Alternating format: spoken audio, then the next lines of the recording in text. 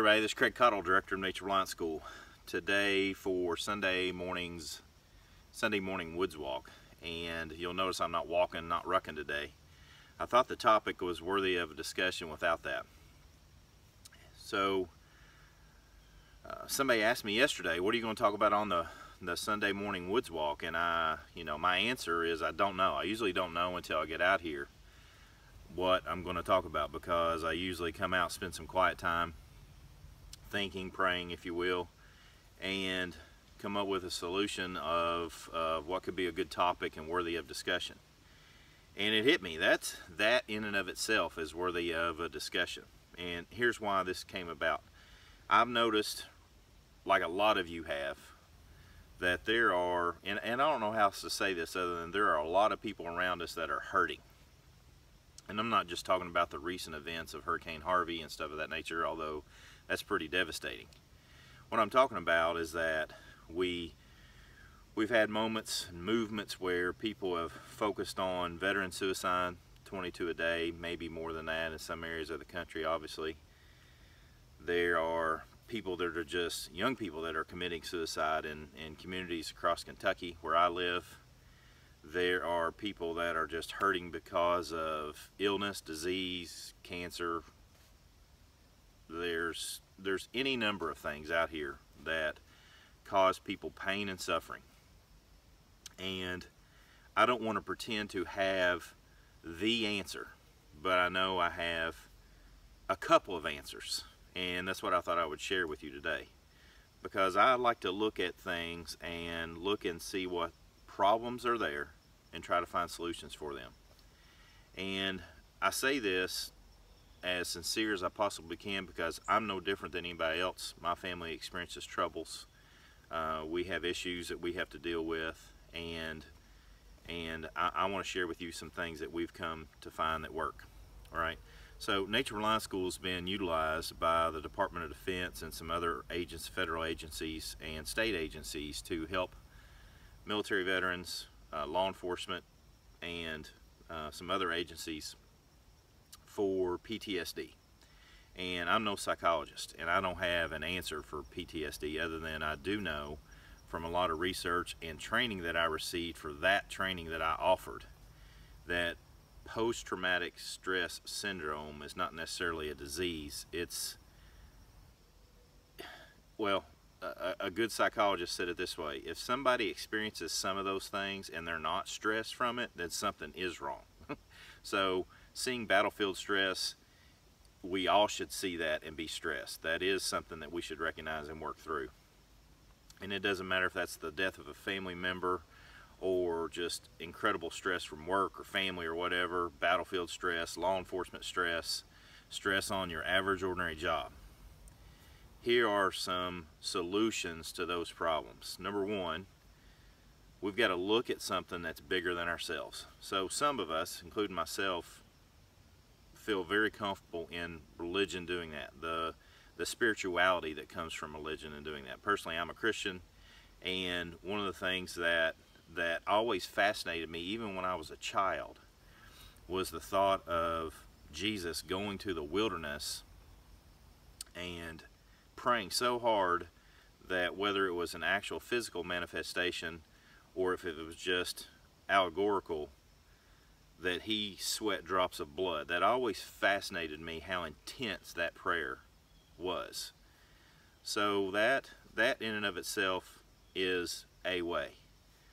You know, I have also, because I thought in my mind that looking at that was a form of meditation, sought out other meditation instructors. And so there's ways to do that and stay healthy.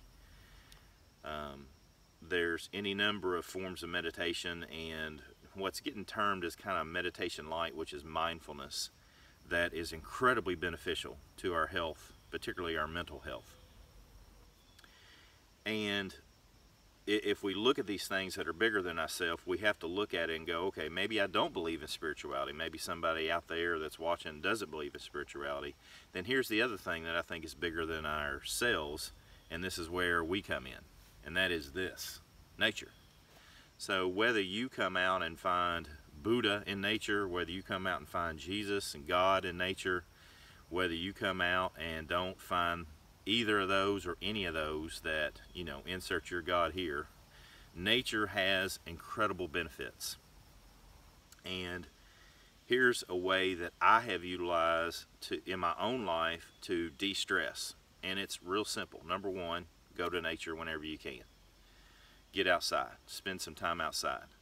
There is oxygen-rich air that surrounds me when I'm out here because of all these trees and all these other herbaceous plants that surround me that provide that benefit. So I'm a big fan of people getting out in this kind of environment whenever you can. So not all of us have access to that though. So what if we live in a Chicago or a New York City or whatever? Then do your best to find a way to get out of the city when you can. And when you can't, at least go somewhere. A small park, a large park where there is some sort of natural habitat. Trees, grass, bushes, flowers. Raise a bonsai tree in your high rise in New York, whatever it might be. But find a way to connect with nature. With that said, I'm going to show you a couple of very simple things that you can do breathing wise that will help you. And I have found these to be incredibly beneficial, and I could list a multitude of sources that prove me right, but let's just take my word on it today. All right, and that's this: just learn how to breathe. I'm going to teach you how to breathe. I know you know how to breathe because you're doing it already, right? But let's look at a couple ways to get more breath in us. The more oxygen we take in, the more enriching it is to our bodies. So we can have good spinal alignment, we can have good exercise, but here's two things that we can do just sitting here that will help us. First off, we can visualize air as a beautiful cloud in front of us that is full of oxygen-rich air. Although we can't see it, we can visualize this. And as we sit here, we can breathe that in, and we can breathe it back out. And we can do that for a number of times. Now, the focus for me has always been to breathe in my nose and out my mouth. My teachers that taught me how to breathe properly were ones, and they made it real clear, you know, our nose is basically a filter. And so as we breathe in through our nose, all those nose hairs and stuff that's there act as a filter as the oxygen and the air comes into our bodies, and then we breathe that out. Another way of considering your breath is to have a string of breath that extends infinitely out through and away from you. So as I breathe in,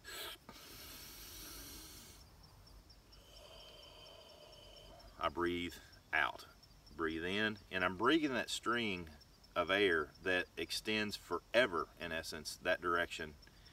And so that helps me to expand my breath larger than it normally would be. So a good simple physical manifestation to recognize whether you're doing this or not is to simply put your hands on your abdomen. So as you breathe in, because your lungs extend very much farther than you realize, relax your shoulders, breathe in,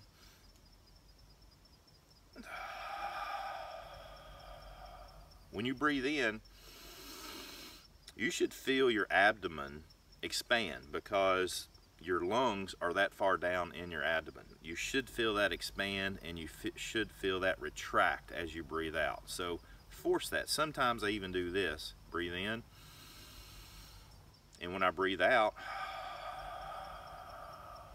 I'll bend slightly forward to force all the air out of my body, and in that way I'm getting full lung capacity of air, and then I'm breathing it out and cleaning all that out and going about it that way. So that is some, and again, it's not the answer to all the problems of PTSD and stress and all the things that we deal with, but it is a answer to get out, find something bigger than yourself. Obviously, I'm a big fan of nature for doing that. Find something bigger than yourself. Find yourself working with a bonsai tree in the middle of New York City, or a rose bush, or go to a park and just take an opportunity to sit. Now you'll see that when you get deep into this, if you want to go really deep, there's certain postures and ways you hold your hands and all that sort of thing, and that is valuable. That is valuable. All the ways you do this is incredibly valuable for certain disciplines, and that's taking it to another level that I'm not even concerned about right now in this discussion. So what I would recommend is just get out and sit. Now, typically I prefer just sitting down next to a tree. I don't have some certain posture. I don't have to be asymmetrical and all that stuff. I don't have to have the same thing on each side, although I have that right now. What I do is I just simply sit down next to a tree, take an opportunity to breathe. It'll help with your debate and discussion skills. It'll work for the stress you're having with your spouse or your girlfriend, boyfriend. It'll work with the stress that you deal with in the military. It will help with the stress that you, as Mr. Law Enforcement Officer, deal with.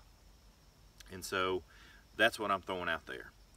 As always with our discussions, this is a answer, not the answer. So if you have something that works for you, that's what I want you to put in the comments below. So that way we can always, you know what we do, right? And I appreciate you joining me today. Come on, join in. Let's learn together.